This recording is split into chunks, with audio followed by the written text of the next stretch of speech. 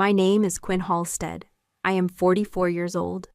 I served 20 years in the United States Air Force and retired as a colonel. I've led high-security transport operations across continents, but nothing prepared me for what happened at Gate 32B. The air inside the terminal was thick with excitement. Families with leis, oversized sunglasses, kids tugging at suitcases. But I sat still nursing a black coffee that had gone cold. My eyes never left the departure screen, even as the line for Flight 226 to Maui curled like a serpent. Then I heard it. Passenger verification error. Please wait. I didn't move, but I knew the voice. It was the gate agent, puzzled. Name, she asked. Margaret Halstead. That was my mother. The agent typed again. Unrecognized. Then Hannah Halstead. That was my younger sister. Unrecognized. My father stepped up. Greg Halstead. Unrecognized. I could feel the tension rise from my seat. I didn't look directly, but I saw Hannah glance around, then turn. Her eyes scanned the rows of waiting passengers until they landed on me. Her face, once smug, was now panic-stricken. But I didn't flinch. I raised my coffee and took a sip. Her mouth moved. I think she whispered my name. I didn't respond. The gate agent repeated, "Their names aren't on the manifest. I'm sorry, there's no record of your booking." Murmurs began to ripple. The word unrecognized echoed. A line of people started forming behind them. No one shouted. No one moved to help. There was just the silence of judgment, heavy and sharp. No warning, no exit. Just public silence. I could still see the message clear as daylight, no matter how many times I blinked it away. My sister texted, "You're not coming. Mom prefers close family." It arrived 2 days before the trip, and I had simply replied, "Understood." Good luck. What Hannah didn't know was that I was the one who paid for everything. The plane tickets, the Airbnb in Kihei, the minivan rental, the luau reservation. I had used my pension savings for it down to the last cent. All in an attempt to reconnect, to give them one more chance. But they had other plans. They removed me, canceled my name from the Airbnb check-in, created a group chat without me. Becca, Hannah's friend, even forwarded documents as if I had agreed to transfer the booking. I stayed silent. Until this morning. At 5:15 a.m., I walked into the operations terminal under my old badge. Colonel Halstead, the officer, nodded. "You still have admin override access. You want to lock this manifest." I paused. "Only those who paid," I said. "Only those with verified clearance." I watched as the access logs updated. 3 unauthorized aliases appeared linked to the booking ID under my name. My hands didn't shake. I clicked revoke. It took 5 seconds. That was all. At the terminal, as they scrambled to understand what went wrong, I walked to the security wing, flashed my ID, scanned my retina. The door buzzed open. I went through the military checkpoint. The guard saluted. "Have a good flight, Colonel." I smiled, calm and assured. As I stepped toward my gate, I whispered internally, "They erased me from their family. I just returned the favor." I suppose the signs were always there, long before the terminal incident, long before I learned how silence could be louder than a slap. Even as a child, I was the outsider in my own family.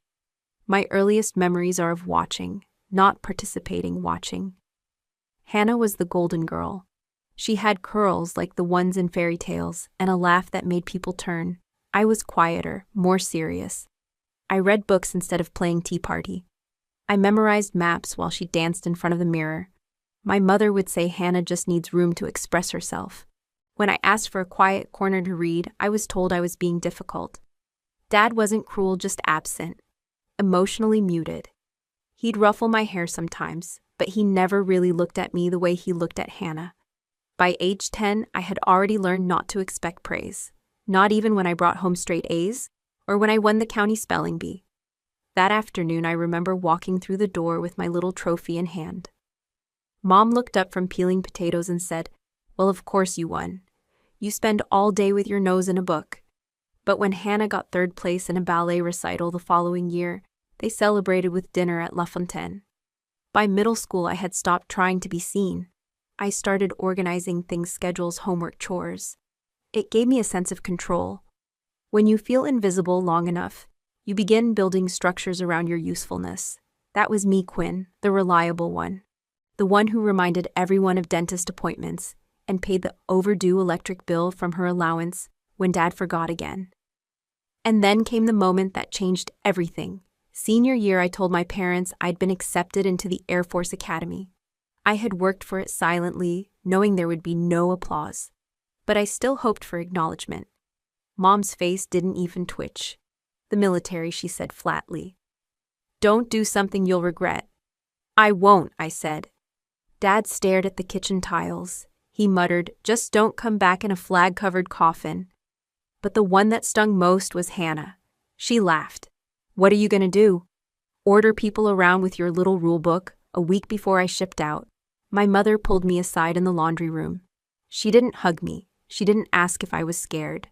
She folded a towel, stared at it, and said, "Just don't embarrass the family. You know how people talk." That was it. No farewell dinner, no going away gift. Just a warning not to disgrace their name. But I didn't join the Air Force to prove anything to them. I did it because order made sense to me in a world that never had. In the military, there are rules, ranks, expectations. No guessing where you stand. No shifting loyalties based on moods or favoritism.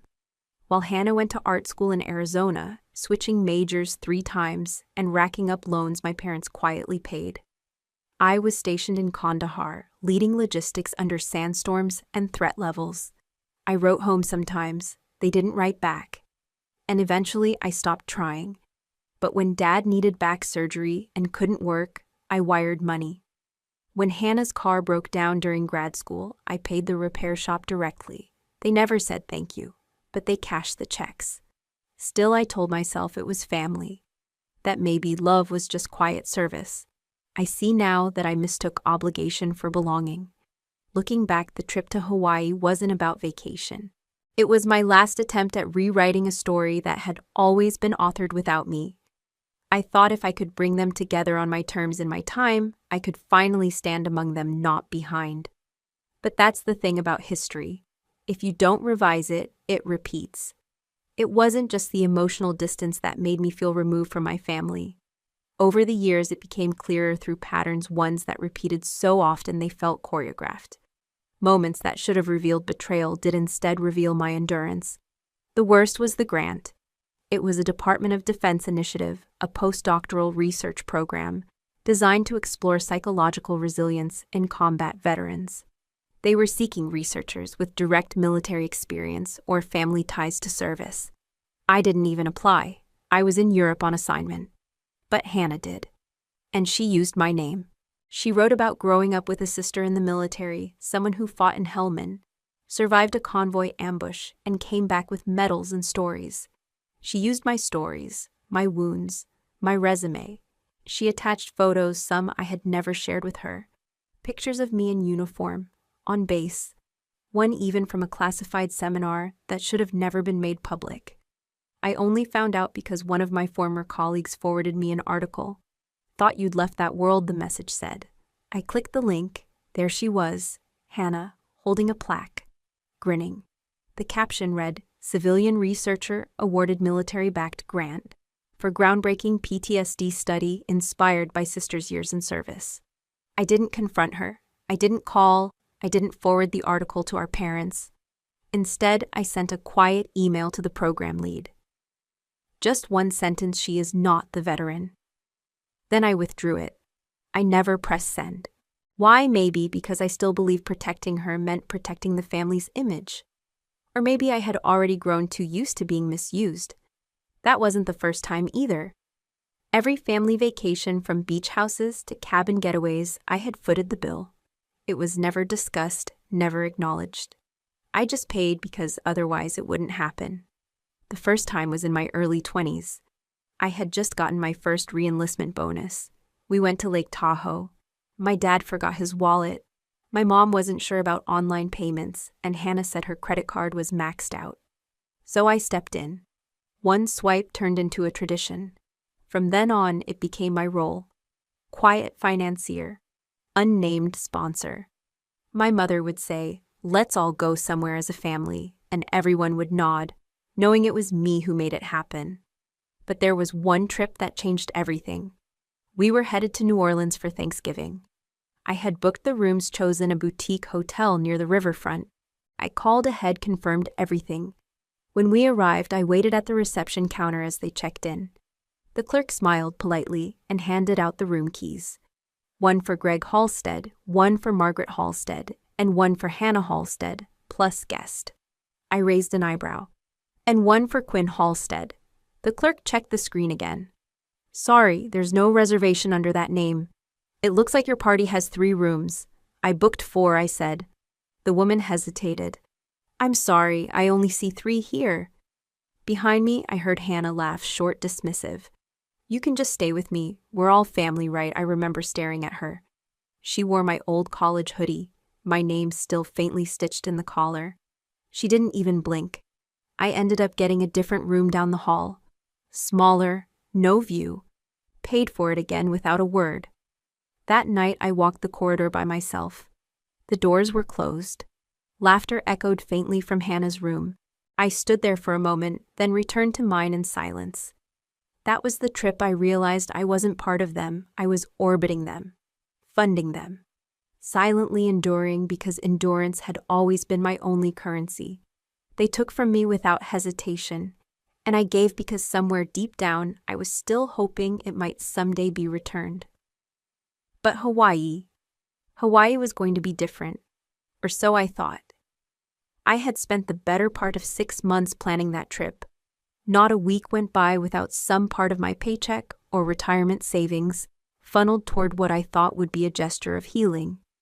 I wanted us to start over on a neutral island under warm skies, with no pressure but sunshine and salt air. So I booked the flights to Maui 6 months in advance. I secured an ocean view Airbnb with enough space for all of us, 3 bedrooms, 2 balconies, and even a grill on the patio.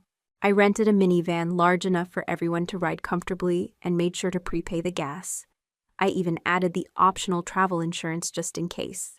The final payment came through a week before Thanksgiving. It was over $11,000 in total. I didn't tell anyone I had drained what was left of my re-enlistment bonus.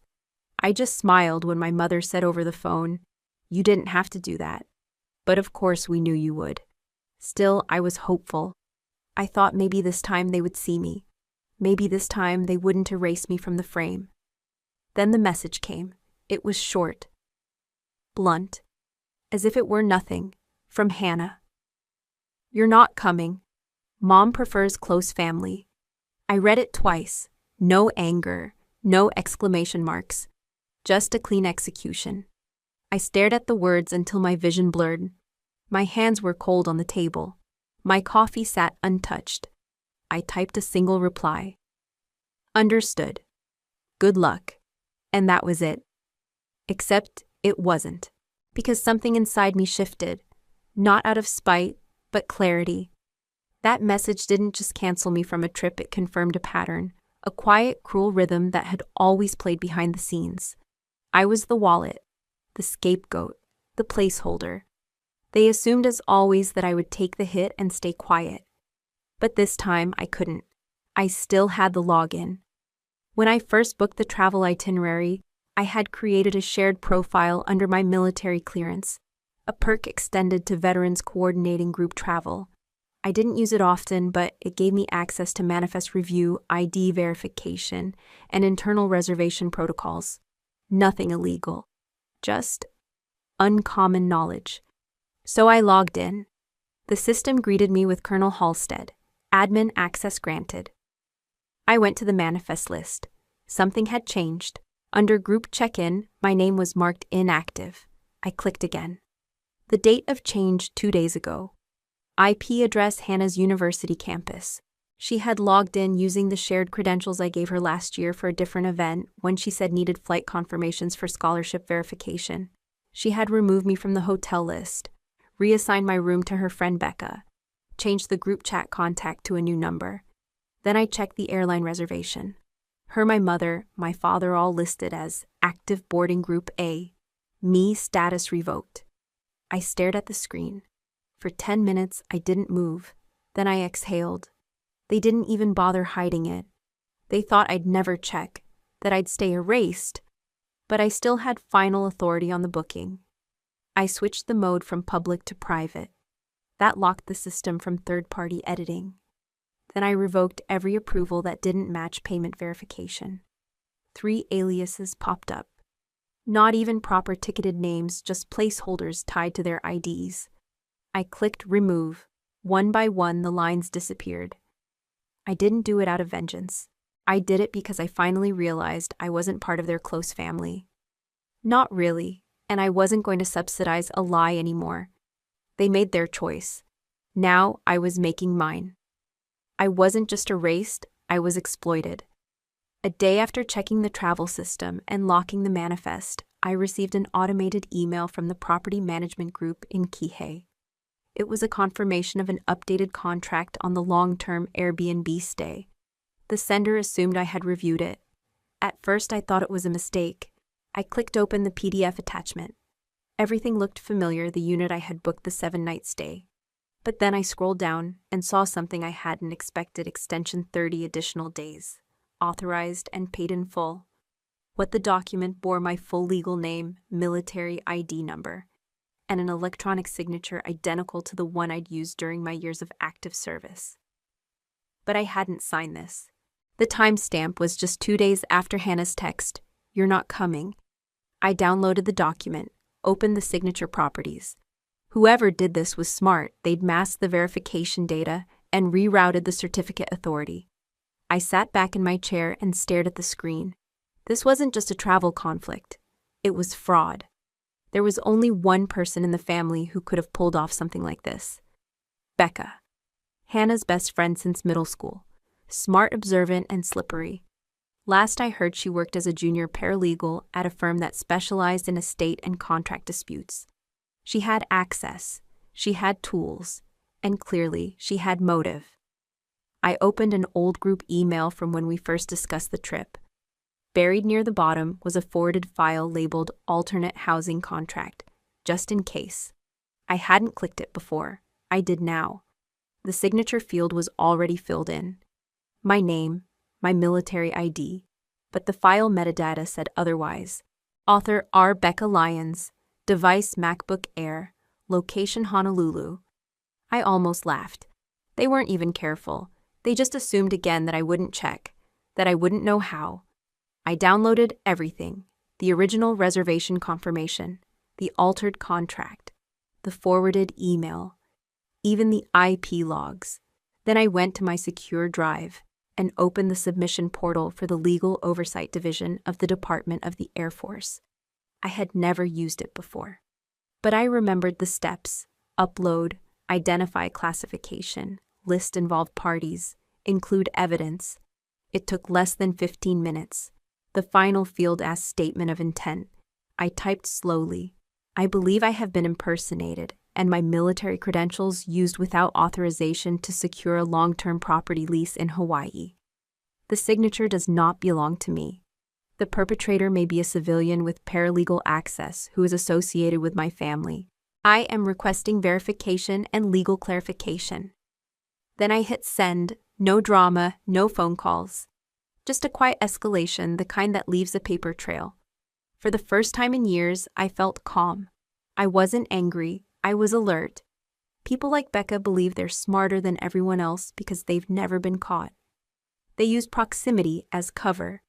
They insert themselves as helpers, pretending to clarify while redirecting control. But I've led operations on foreign soil. I've overseen cargo flights in crisis zones. I've signed live mission approvals with missiles on the runway. I know what fraud looks like, especially the kind that smiles as it steals. My family didn't just exclude me. They tried to use me. They didn't just cancel my name, they stole it. And now they would learn what it means to cross someone who spent 2 decades reading every line of every order before signing her name. I was seated 6 rows away, just far enough that they didn't see me, but close enough to hear everything. It started with Hannah. She stepped up to the check-in kiosk first, dragging her mother's rose gold luggage behind her. She tapped quickly, probably eager to get through and start the Instagram roll of their Maui vacation. Then her fingers slowed. She tapped again, then a third time. I could hear the soft beep of system denial. Next to her, Mom looked impatient. She leaned over, squinting at the screen, then snatched the passport and typed herself. Another beep. Then came the voice from behind the counter. "Sorry, ma'am. I'll try manually." The airline staffer, her name tag. Red Erica kept a smile on her face, but her eyes darted toward the terminal gate behind me where the line for boarding had started to move. She typed, then again, then looked puzzled. "Could I have your reservation number?" Hannah pulled out her phone, swiped furiously, and held it up. Erica leaned in. Her fingers tapped for longer this time. Then she paused. Her posture shifted. And her next words were sharp enough to cut through the airport noise. "I'm sorry, I don't have a record of this reservation under either of your names." Mom's tone went sharp. "We booked this trip a month ago. There must be a mistake." "I believe you," Erica said calmly. "But your names aren't attached to any active booking for Flight 226 to Maui." Hannah looked up, her voice starting to crack. "We're flying with my dad, Greg Halstead. Try his name," Erica typed again. No listing under that name either. Nothing for Halstead at all. Mom's face turned red. "This is ridiculous. We have confirmation emails." She thrust the phone into Erica's hands. Erica read through the screen, scrolled, then opened another tab on her terminal. She frowned. "Ma'am, this itinerary shows a travel authorization code that's been revoked. See here, your names were delinked from the manifest 3 days ago." Hannah's voice turned panicked. "What does that mean?" Erica hesitated. "It means your booking was voided. There's no record of you on today's flight." Mom's voice raised. "We'll fix it. I'm sorry, I can't. The manifest is locked. This flight requires verified authorization clearance. I'll call a supervisor." She picked up the phone and turned away. Meanwhile, passengers behind them began to stare. Some whispered. Others just looked away. I watched as Dad approached from the far side of the terminal, suitcase in tow. He joined them mid-conversation. Hannah turned to him wide-eyed. "They said we're not on the flight," he shrugged. "Call Becca?" She handled it. Hannah's fingers shook as she dialed. That's when I stood up and walked toward gate 34, 2 lanes away. The silence in my stride contrasted the chaos behind me. I didn't look back. But I heard Erica's voice again. "Firmer now, sir. I just spoke with corporate support. There's no way to override a revoked manifest. You'll need to contact the original booking authority." And my mother's response cutting through it all. "We are the original authority." "No," I thought as I reached the other gate. "You were just passengers." And I had rescinded the invitation. I didn't need to be part of the drama.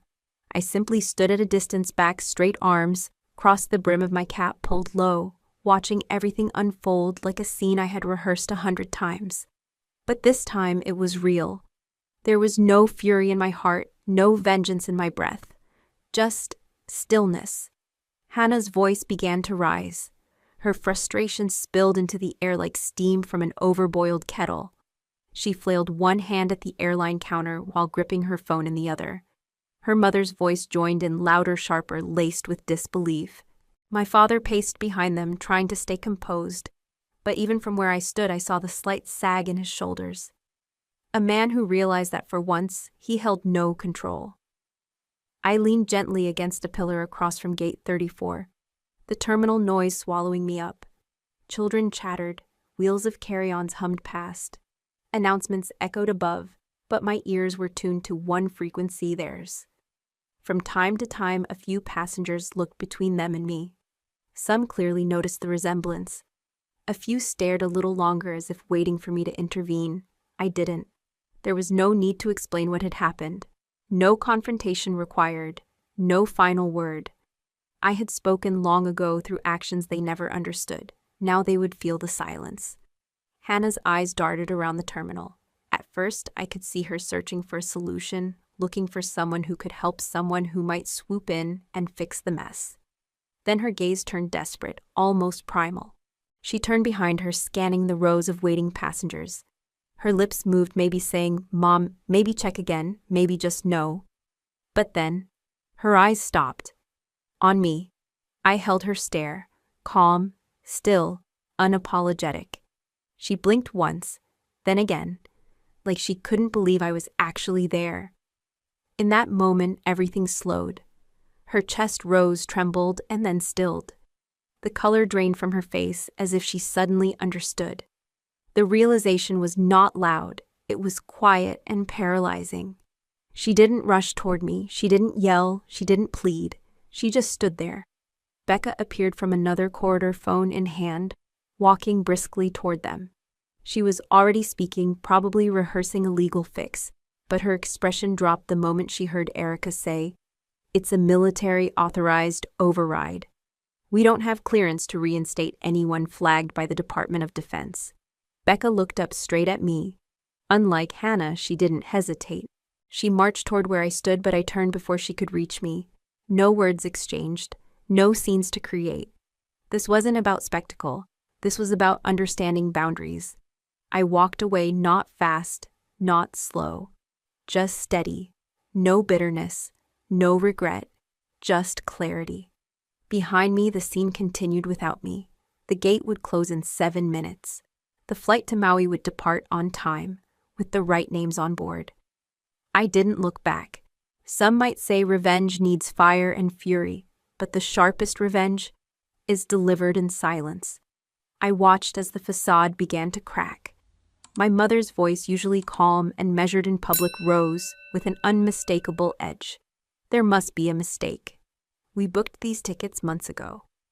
My father, ever the problem solver, tried to reason with the gate agent.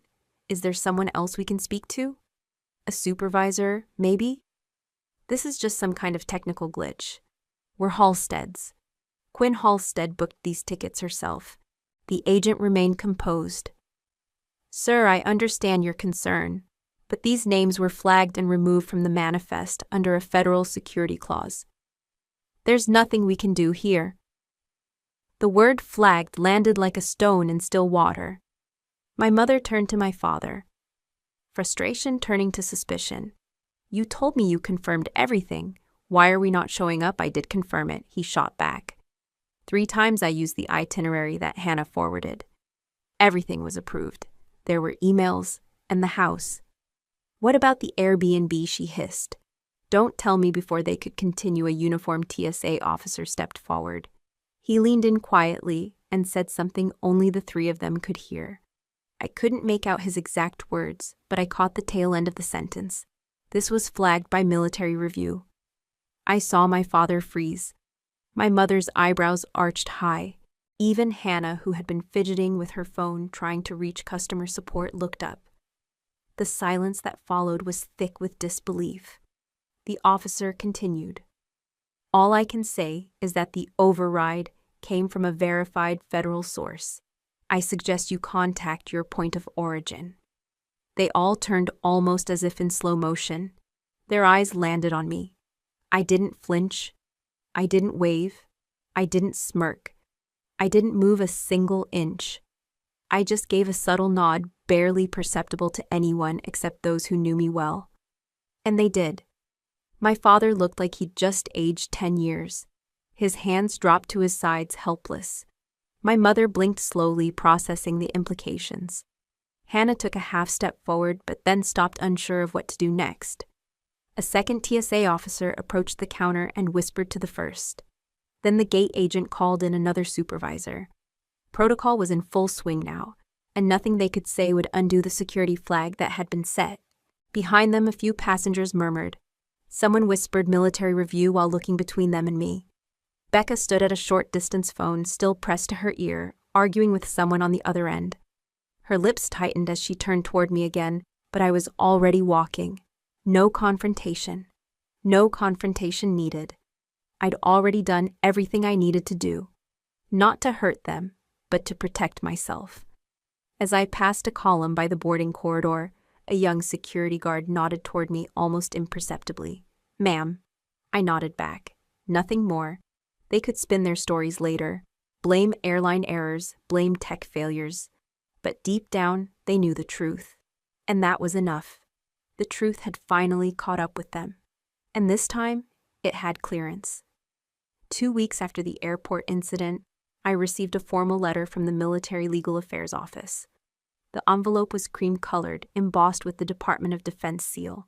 Inside was a single-page statement clipped to a full report. Becca Langford, legal assistant to Halston & Moore, LLP, has been suspended from practice and placed under federal review for the unauthorized use of a forged signature involving an active or retired military officer. My name was listed. So was the document, the rental agreement for the Maui Airbnb. I had never signed it. But Becca had submitted a version that carried my name in cursive, clean but false. That was enough to trigger an automatic security audit given the document's connection to military benefits. Apparently, she'd used my military credentials pulled from a shared email thread Hannah had forwarded to forge the authorization. What she didn't expect was that the federal travel reimbursement and identity verification systems had cross-checking protocols. My digital signature was encrypted. Anything else flagged. I didn't press criminal charges. I didn't need to. I submitted a request for identity confirmation to the Office of Federal Security Systems. Not a complaint, just a query. Please confirm all linked travel authorizations and financial beneficiaries associated with my Department of Defense record. That single request sent a ripple through the system. Because my military credentials had been used for vacation travel and lodging, the inquiry triggered a cascade of audits across federal and civilian travel vendors. Every booking made under my name or using my benefit ID was frozen and then revoked. Hannah's reservation at the beachfront villa canceled. The backup hotel they scrambled to book after the airport flagged. My mother's reimbursement account linked through a dependent benefits channel I'd never even authorized was suspended. I received confirmation that their federal traveler profiles were now marked under verification hold, which meant they could no longer book anything flights, accommodations, or even basic service upgrades under the Halstead name without submitting direct identity verification. I didn't ask for that level of fallout, but once the system began cleaning itself, it didn't stop halfway. For years I had turned a blind eye. When Hannah used my name to apply for that military-funded summer research program back in college, I let it go. I assumed it came from admiration or desperation. When Mom used my veteran status to claim dependent insurance savings, I swallowed the anger and said nothing. But this was different. This was the moment they erased me and thought I would do nothing. So I chose clarity, and clarity, especially within a federal system, has a way of purging every shadow. Becca sent me an email later, short, cold. I've been removed from all active cases. You could have just called. I didn't reply, not out of spite, out of respect for the boundary she had crossed. She wasn't a child. She knew what she did. And in the legal world, pretending not to know isn't a defense, it's negligence. Hannah didn't contact me, neither did Mom. But I saw their names drop off the shared accounts we once held. Streaming subscriptions, family plans, old logins I'd long forgotten. Slowly they detached themselves. Or maybe the system did it for them. Either way, I wasn't angry. I was just relieved. Because for the first time, I wasn't the one keeping the structure intact. I wasn't holding the family together with invisible strings of patience and quiet sacrifice. The system had spoken. And this time it sided with the one who stayed silent the longest. A week after the disciplinary notice against Becca was finalized, I received an email from Hannah. The subject line was short about Maui. I opened it without feeling much. Just a small curiosity, like flipping the last page of a story you already know the ending to. Her message read, Quinn. I know things have gotten complicated. I just want to say I didn't mean for it to escalate the way it did. I thought it would be harmless, just a temporary borrowing. I didn't know Becca would take it that far. Also, the Airbnb host won't refund the deposit since it was a long-term rental agreement. Can you help with the reimbursement? You know, since it was under your profile, I'd really appreciate it. Hope we can talk soon. Hannah, there was no apology. Not a real one anyway.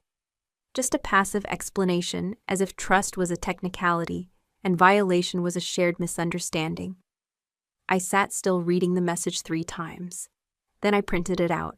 I slipped it into an envelope, along with a handwritten note on a single folded card. Trust is not refundable. No signature, no anger, just clarity. I mailed it to her last known address. I didn't need to see her reaction, I already knew it. She would frown, maybe scoff. She'd probably show it to Mom, rolling her eyes like I was dramatic or ungrateful or cold. But that's how they always saw me, wasn't it? Too serious, too proud, too unwilling to let things go. They never realized that the reason I didn't let things go was because no one else ever held them in the first place.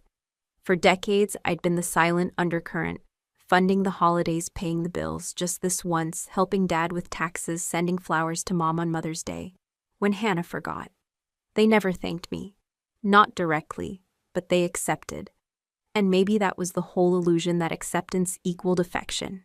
That tolerance equaled love. It didn't. It was just convenience. And now that convenience had consequences. Later that week, I received an automated message from the vacation rental site. It confirmed that the disputed profile was closed due to fraudulent misuse. My military ID had been reinstated secure. The incident logged closed and archived. I stared at the screen. There was no satisfaction, just peace. A calm kind that didn't require explanation or confrontation. Just the quiet knowledge that I had drawn a line and kept it. For years, I thought forgiveness meant taking people back, making space for them, allowing the cycle to restart. But it doesn't. Sometimes forgiveness is refusing to continue the transaction. I had already given them everything I had. Time, resources, even my name. They erased me once. I simply returned the favor with finality. The next morning, I made a fresh cup of coffee, sat by the window, and watched the planes take off in the distance. I didn't need to be on any of them, not now, not to run away, not to chase anything. Because for the first time in my life, I wasn't trying to arrive anywhere new. I was simply grounded. And that was enough. They came back 2 days earlier than planned. No sunburns, no lays, no group selfies on the beach. Just 2 tired faces walking through the neighborhood, dragging their suitcases across cracked sidewalks. No one said anything at first. But in a place like ours, quiet, suburban, interconnected absence doesn't go unnoticed. Neither does disappointment. Mrs. Callahan, who lived 3 doors down and always peeked from behind her curtains, told my neighbor Peter that she'd seen Hannah and Mom arguing in the driveway. That was enough for the speculation to start. By the end of the day, the whispers turned digital. I saw the comments before they disappeared, screenshots sent to me from acquaintances I hadn't heard from in years. Did they even go to Maui? Someone said the tickets were canceled last minute. That Quinn girl, wasn't she the one who paid for everything? Honestly, maybe she was the smart one. I never liked how Hannah treated her. Something always felt off. It was strange to read these things, not because they were untrue, but because I had lived so long in silence that I assumed silence meant invisibility. Apparently, it didn't. Apparently, people had noticed. Some of them messaged me privately. Old classmates, a former co-worker, even an ex from a decade ago. Most said something similar. I had no idea what you were carrying. I wish I'd spoken up sooner. You always seemed distant, but now I understand. You're the strongest person I know. Quiet, but unshakable. I didn't respond, not because I didn't appreciate the words, but because I didn't need them. Recognition isn't always the reward. Sometimes peace is. Sometimes knowing you didn't fold, didn't retaliate with cruelty, didn't lose yourself in their version of the story, that's reward enough. Back at home, I noticed our family group chat had gone silent. No new pictures, no forwarded memes, no vague inspirational quotes from Mom at 6 a.m. Just silence. It was the most honest thing that chat had ever held. I left it without saying anything, and the world didn't end. The sun rose. I made coffee. My dog barked at a bird outside. Life moved forward without needing their permission. In the end, the fallout wasn't dramatic. It wasn't loud. It didn't need to be. They returned with their vacation clothes still neatly folded, their excuses pressed and packaged like the souvenirs they never bought. And me, I didn't return anything. I stayed where I was, right where they left me. Only this time, they knew they couldn't come back the same way. The air had changed. The silence wasn't empty anymore. It was full of truth, of boundaries, of a quiet resolve that didn't need to prove itself. And that more than any confrontation was enough. A week after everything, an old colleague forwarded me a link. The subject line read, "You might want to see this."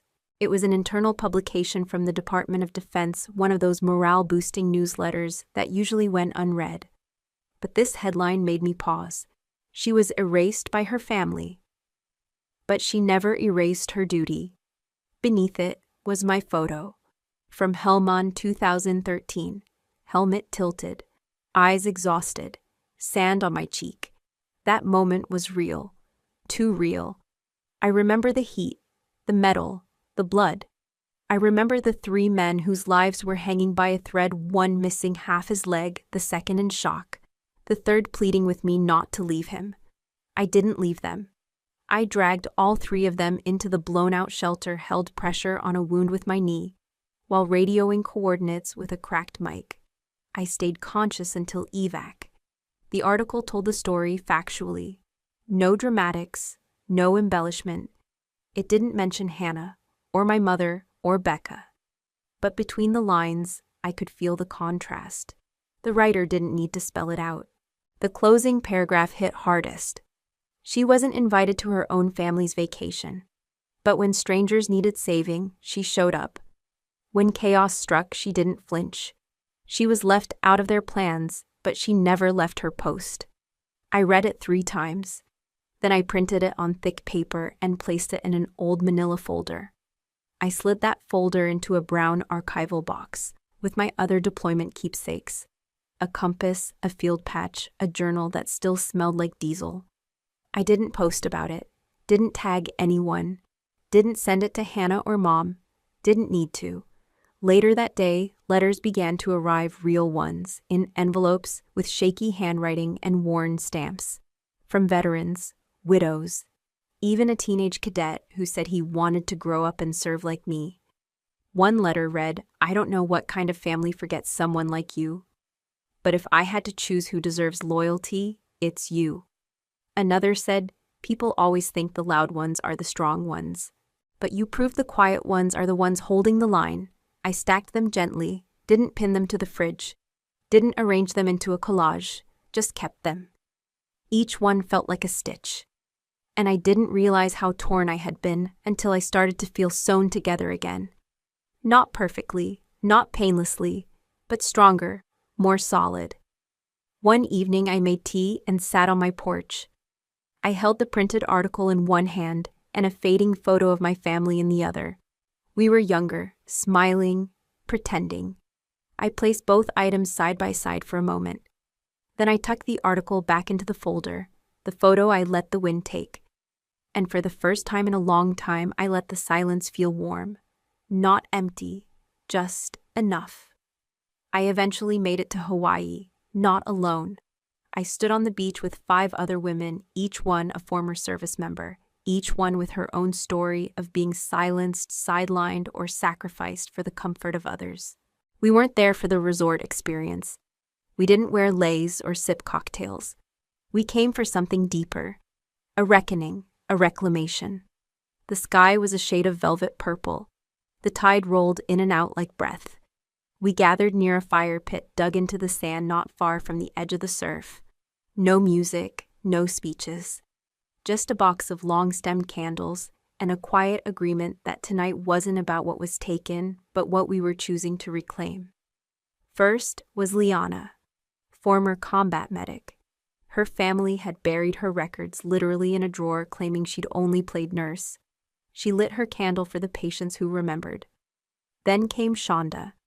Logistics 6 tours.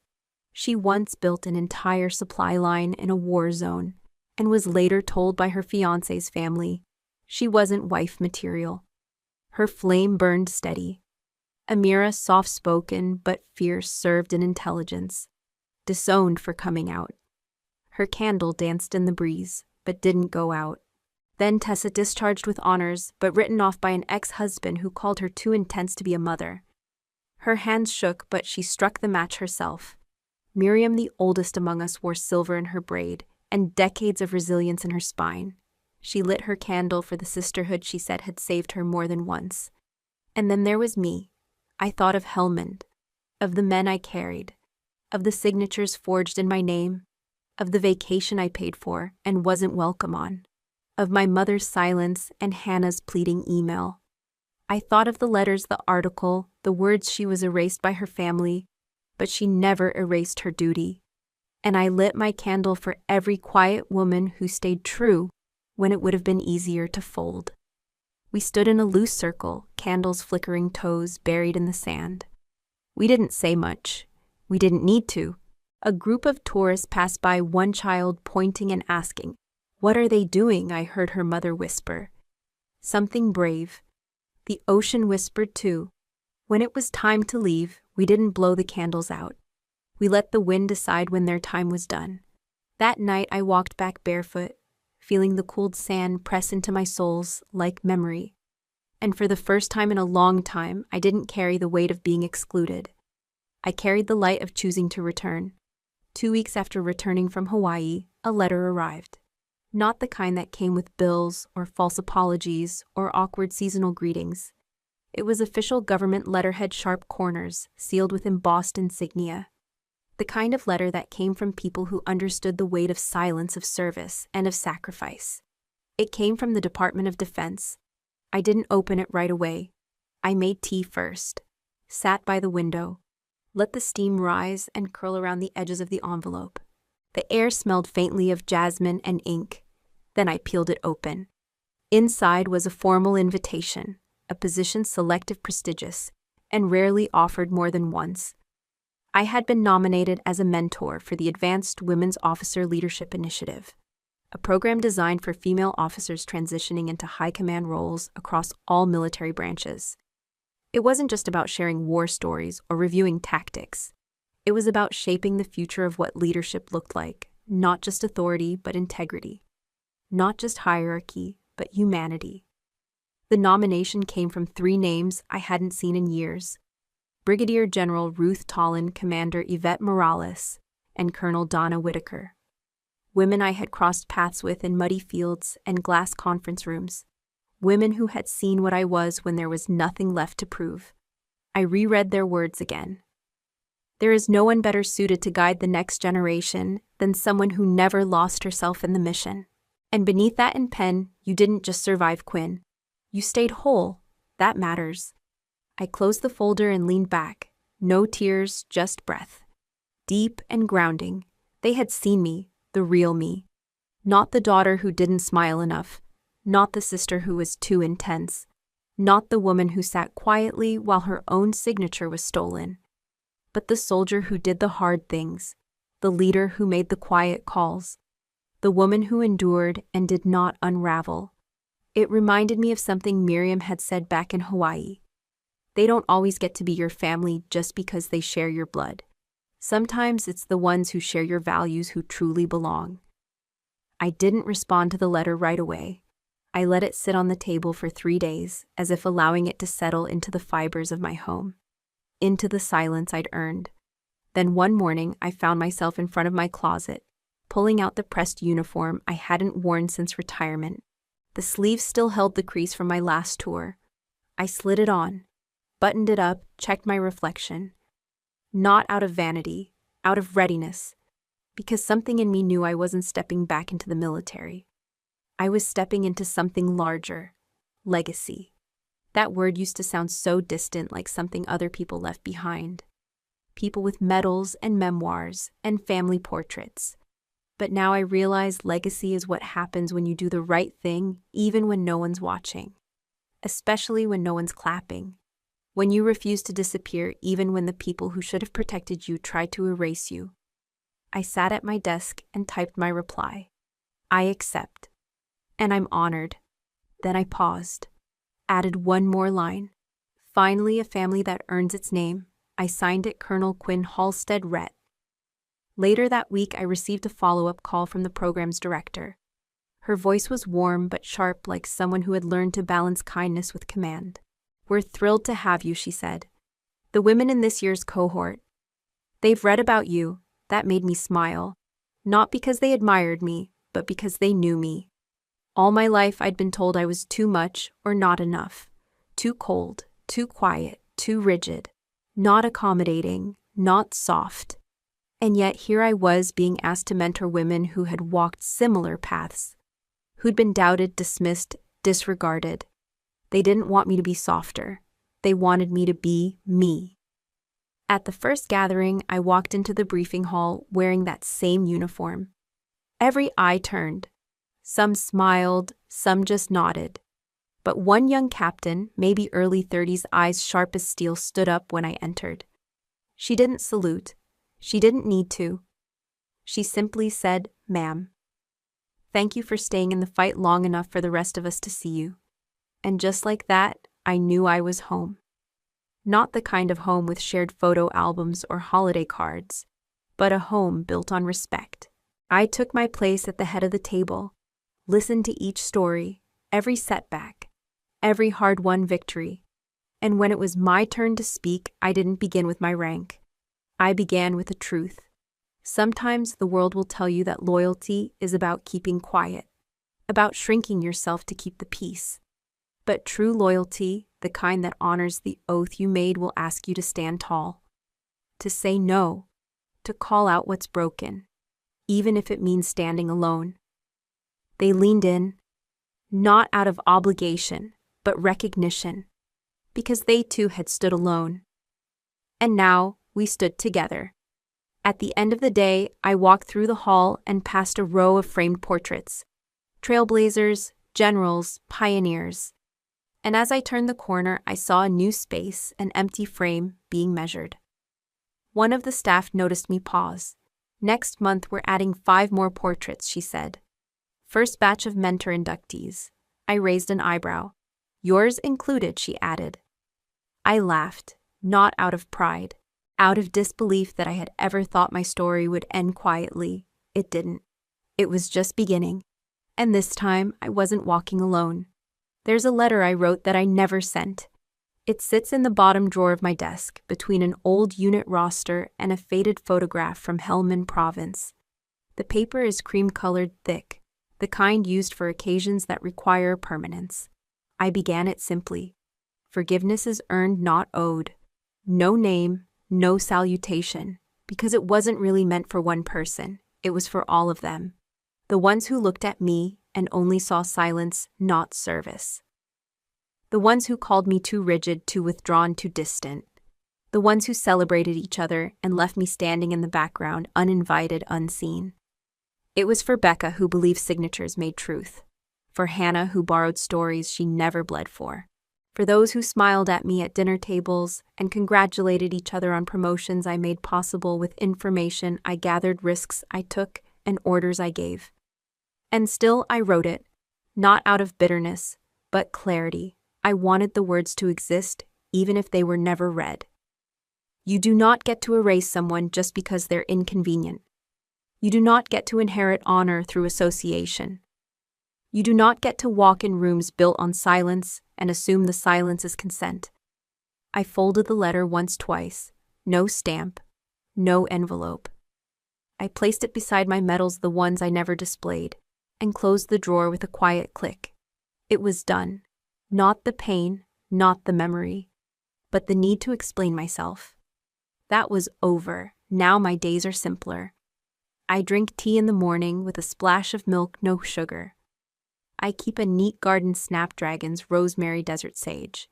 Sometimes the women from the mentorship program send postcards from their new assignments. One now commands a naval base in Okinawa. Another was accepted into the National Defense University. They call me ma'am in their letters, but sometimes they also write mom too. I smile when I read that. I never had children of my own. Never really had the chance. But I suppose in a way these women are mine. Not by blood, but by fire and choice. That means more. This evening I lit a candle, just one. No ceremony, no anniversary. Just breath, just stillness. I watched the light flicker across the glass and thought of the other candles, those we lit on the beach in Hawaii. 5 women, 5 stories. 5 reasons we were once cast out. We burned brighter than the dusk. Each of us had carried a shame that wasn't ours. And now we'd returned it. Not with rage, but with presence. We had not disappeared. We had not been erased. I stood at the window watching the last light of day stretch across the sky like a gentle reminder. The sun dipped low, casting amber across the hills and rooftops until it kissed the silver strands in my hair and made them glow like threads of quiet defiance. No music played. No voice narrated. No curtain fell. Just the wind moving through the trees, the breath of evening, the sense that something had shifted, not loudly, not publicly, but deeply. Something in me had healed, and not because I demanded it, but because I had finally stopped waiting for the ones who hurt me to come back and make it right. Some stories end with reconciliation. Mine ended with reclamation. I took back my time. I took back my name. I took back the spaces that once made me feel small and filled them with purpose, with younger voices, with fire that did not burn but illuminated. And in that I found peace. Before we say goodbye, I'd love to know, where are you watching from? Is it a quiet morning with a warm cup of coffee, or a late night where stories like this keep you company? Let me know in the comments. I read everyone with gratitude. And if this story touched your heart, please consider subscribing to the channel. Not just to hear more stories like this, but to be part of a community that still believes in kindness, healing, and second chances. Thank you for spending your time with us today. Wherever you are, I hope you carry this story with you, and remember, sometimes the miracle doesn't knock on your door. It waits quietly until you're ready to open your heart. Take care. We'll see you in the next story.